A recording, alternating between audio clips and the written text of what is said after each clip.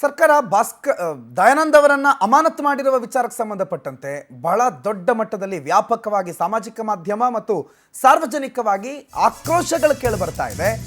ಸರ್ಕಾರದ ನಡೆ ಸರಿ ಅಲ್ಲ ಅನ್ನುವ ಮಾತುಗಳು ಕೇಳಿ ಬರ್ತಾ ಇದೆ. ಇದಕ್ಕೆ ಧ್ವನಿಗೂಡಿಸಿದ್ದಾರೆ ಮಾಜಿ ಐಪಿಎಸ್ ಅಧಿಕಾರಿ ಭಾಸ್ಕರ್ ರಾವ್.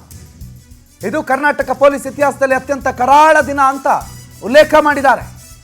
ಸತ್ಯ ಹೇಳಿದ್ದಕ್ಕೆ ಸಿಕ್ಕಿರುವ ಬಹುಮಾನ ಅಂತ ಆಕ್ರೋಶ ವ್ಯಕ್ತಪಡಿಸಿದ್ದಾರೆ. ಡೆತ್ ಮಾರ್ಚ್ ಆಯೋಜಿಸಿರುವ ಡಿಸಿಎಂ ಅವರೇ ಪ್ರಮುಖ ಅಪರಾಧಿ. ಯಾವುದೇ ಮುಖ್ಯಮಂತ್ರಿ ಕೂಡ ಇಷ್ಟು ಅಸಹಾಯಕರಾಗಿರಲಿಲ್ಲ. ರಾಜ್ಯ ಸರ್ಕಾರ ತನ್ನ ಕೈಗಳ ಮೇಲೆ ರಕ್ತವನ್ನು ಮೆತ್ಕೊಂಡಿದೆ.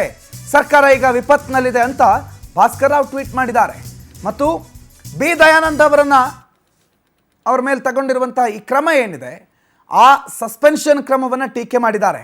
ಸಿದ್ದರಾಮಯ್ಯ ಹೆದರ್ಕೊಂಡ್ಬಿಟ್ಟಿದ್ದಾರೆ, ಪ್ಯಾನಿಕ್ ಆಗಿಬಿಟ್ಟಿದ್ದಾರೆ. ಯಾವತ್ತೂ ಇಷ್ಟು ಪ್ಯಾನಿಕ್ ಆಗಿರಲಿಲ್ಲ, ಆ ಲೆವೆಲ್ಗೆ ಪ್ಯಾನಿಕ್ ಆಗಿಬಿಟ್ಟಿದ್ದಾರೆ. ಮನಸ್ಸಿಗೆ ಬಂದ ನಿರ್ಧಾರಗಳನ್ನು ತಗೋತಿದ್ದಾರೆ. ಕಲ್ಪ್ರಿಟ್ ಯಾರು ಕೇಳಿದ್ರೆ ಅದು DCM ಶಿವಕುಮಾರ್ ಅವರೇ ನಿಜವಾದ ಅಪರಾಧಿ ಅಂತ ಭಾಸ್ಕರ್ ರಾವ್ ತಮ್ಮ ಟ್ವೀಟ್ನಲ್ಲಿ ಸ್ಪಷ್ಟವಾಗಿ ಉಲ್ಲೇಖ ಮಾಡಿದ್ದಾರೆ. ಮತ್ತು ಈ ಘಟನೆಯನ್ನು ಕರ್ನಾಟಕದ ಇತಿಹಾಸದಲ್ಲಿ ಅತ್ಯಂತ ಕರಾಳ ದಿನ ಅಂತ ಹೇಳಿ ಅವರು ಉಲ್ಲೇಖ ಮಾಡಿದ್ದಾರೆ.